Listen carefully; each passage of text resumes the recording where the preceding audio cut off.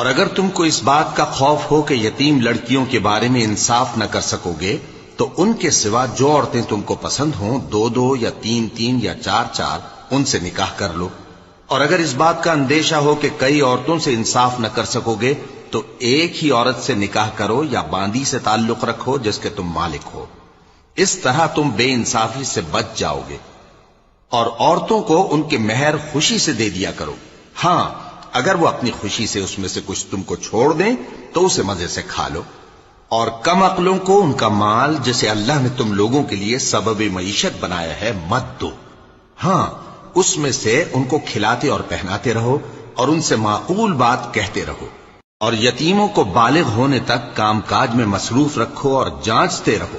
پھر بالغ ہونے پر اگر ان میں عقل کی پختگی دیکھو تو ان کا مال ان کے حوالے کر دو